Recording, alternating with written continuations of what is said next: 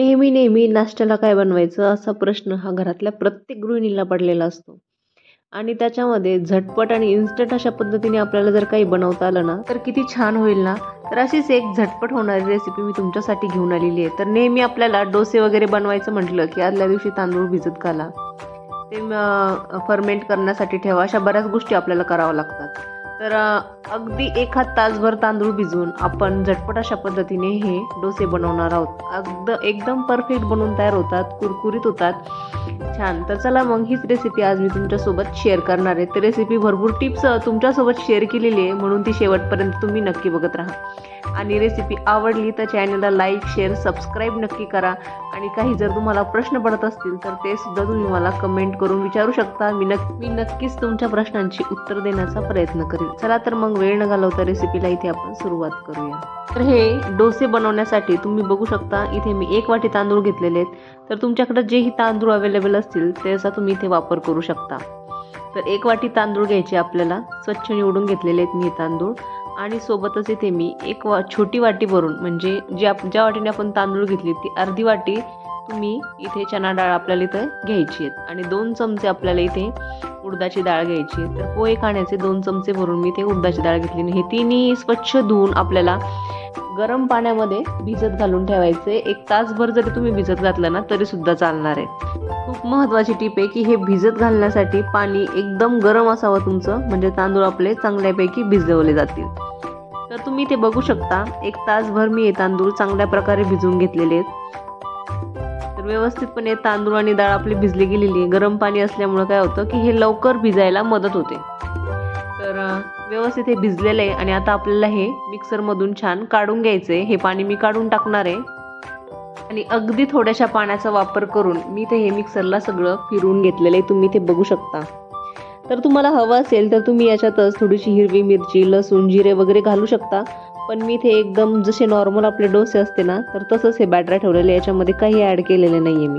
फक्त पाणी टाकून हे मिक्सरला एकदम बारीक, तुम्हाला जेवढं बारीक दळता येईल तेवढं तुम्हाला हे बारीक मिक्सरला फिरवून घ्यायचं आहे. आणि आता काय करायचं आहे की अगदी चवीपुरतं आपल्याला याच्यामध्ये मीठ टाकून घ्यायचं आहे. आणि छान आपण हे 15 ते 20 मिनिट छान आपण हे झाकून ठेवून देणार आहोत. आणि तोपर्यंत आपण याच्यासाठी लागणारी बटाट्याची चटणी सुद्धा बनवून घेणार आहोत. बटाट्याची भाजी बरेच जण म्हणतात, तर ती बनवून घेणार आहोत. व्यवस्थितपणे मीठ मिक्स करून घ्यायचे आणि छान आपल्याला हे झाकून ठेवून द्यायचे 15 ते 20 मिनिट. आणि तोपर्यंत आपण डोस्यासोबत खाल्ली जाणारी बटाट्याची भाजी बनवून घेणार आहोत. तर आपण इथे कढाईमध्ये तेल घातलेलं आहे आणि तेल छान गरम झालं की त्याच्यामध्ये आपण जिरे मोहरी टाकून घेणार आहोत.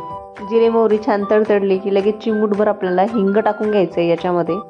आणि त्यानंतर एकदम बारीक कट केलेला 1 कांदा आपल्याला याच्यामध्ये टाकून घ्यायचा आहे. तर कांदा छान थोडासा परतल्यानंतर आपल्याला याच्यामध्ये हिरवी मिरची, जिरे आणि लसूण जे आपण कुटून घेतलेले तर ते घालून घ्यायचे 1 चमचा भरून, किंवा तुम्ही तुमच्या आवडीप्रमाणे थोडंफार प्रमाणित हे मिरचीचं कमी जास्त हे करू शकता. आणि व्यवस्थित हे सगळं आपल्याला तळून घ्यायचं आहे. आणि अर्धा चमचा आपण तेलातच हळदसुद्धा टाकून घेतली. तर अशा प्रकारे कांदा तळत असताना हळद टाकली ना की आपल्या भाज्यांना रंग छान येतो, म्हणून नेहमी अशा प्रकारे तेलातच हळद घालावी. आणि अगदी थोडेसे आपण याच्यामध्ये ओले वाटाणे टाकून घेतलेले आहेत, अर्धी वाटी. आणि त्यानंतर लगेचच आपल्याला याच्यामध्ये बटाटा टाकून घ्यायचा आहे, जो आपण उकडून मॅश करून ठेवलेला होता.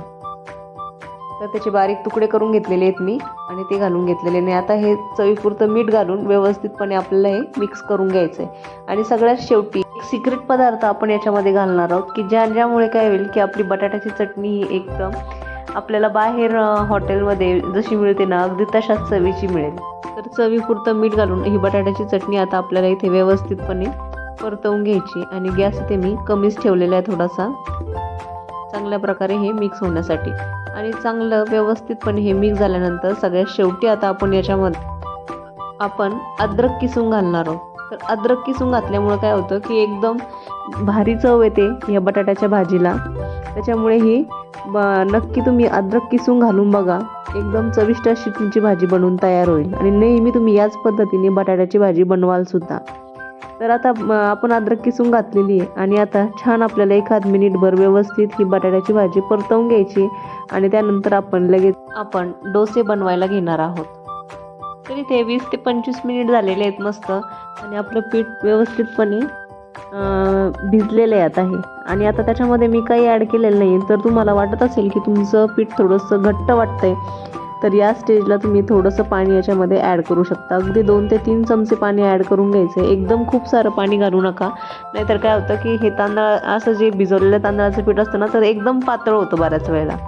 तर 2 ते 3 चमचे पाणी घाला आणि कन्सिस्टन्सी व्यवस्थित चेक करा की नेहमी आपली जशी डोस्याची कन्सिस्टन्सी असते पिठाची तशीच पाहिजे आपल्याला. आणि व्यवस्थितपणे मिक्स करून घ्यायचं आहे. आणि इथे मी सोबतच गॅसवर तवा गरम करण्यासाठी ठेवलेला आहे. तर नेहमीचा हा रोजचा आपला चपात्यांचाच तवा आहे. चांगल्या प्रकारे गरम केलेले आहेत आणि तेल आणि पाणी मी तव्यावर शिंपडून घेतलेलं आहे. अशा प्रकारे स्वच्छ कपड्याने मी ते पुसून घेतलेले आहे. आणि आता गॅस आपल्याला काय करायचं आहे, कमी करायचा आहे. आणि कमी गॅसवर म्हणजे तवा सुरुवातीला तापून घ्यायचा आणि नंतर गॅस कमी करायचा आहे आणि त्यानंतर आपल्याला डोसा याच्यावर पसरवून घ्यायचा आहे. तर तुम्ही बघू शकता किती अलगदपणे आपला डोसा पसरला जातोय. जसा नेहमीचा डोसा आपला पसरला जातो अगदी तसा. तुम्हाला हवा तेवढा तुम्ही पातळ याला बनवू शकता आणि मोठा सुद्धा बनवू शकता. पण हा मी मुलांसाठी बनवते आणि मुलं काय होतं की बऱ्याच वेळेला दमाने जेवतात एकदम आणि मग डोसा खूप थंड होऊन जातो जास्त मोठा बनवलेला असला तर. म्हणून मी त्यांच्यासाठी अशा प्रकारे छोटे छोटे थोडेसे डोसे बनवते, म्हणजे त्यांचं खाऊन सुद्धा पटकन होतं. आणि डोसा घालून झालेला आहे आपला आणि आजूबाजूला मी अगदी थोडंसं तेल सोडलेले. आणि आता आपल्याला काय करायचं आहे, गॅस एकदम फुल करायचा आहे आणि मस्त आपला डोसा अलगदपणे निघून येईल. आपोआप तो कडा सोडायला लागतो. तुम्ही इथे बघू शकता आजूबाजूला कडा सोडायला सुरुवात झालेली आहे जिथे जिथे आपण तेल सोडलेले आहे तिथे. तर एकदम आपल्याला याला उलटणं लावायचं नाही आहे. तर एक बाजू चांगल्या प्रकारे आपल्याला शिजू द्यायची याची आणि त्यानंतरच आपण याला म्हणजे काढून घेणार आहोत तव्यावरून. तुम्ही बघू शकता अलगदपणे निघतोय आपला डोसा. तर अजिबात तव्याला चिटकलेला नाही आहे, अगदी अलगदपणे निघतोय. आणि याच्यामध्ये आपण सोडा घातलेला नाही आहे, इनो घातलेला नाही किंवा दहीसुद्धा घातलेलं नाही, तरीसुद्धा एकदम परफेक्ट असा डोसा आपला इथे बनवून तयार झालेला आहे. आणि तुम्हाला जर अतिशय याला जाळी वगैरे यावी खूप असं जर तुम्हाला वाटत असेल तर तुम्ही अगदी थोडासा याच्यामध्ये सोडा घालू शकता, पण काही गरज नाही असं मला वाटतं. कारण छान मस्त कुरकुरीत हा डोसा बनलेला आहे. आता सुद्धा तुम्हाला मी खालची बाजू सुद्धा वरती करून दाखवते. थोडासा डोसा मोकळा करून घेतला मी, पण असं वाटलं की अर्धा मिनिटभर ही खालची बाजू चांगली शेकून घ्यावी, म्हणजे रंग छान येतो डोस्याला आपल्या.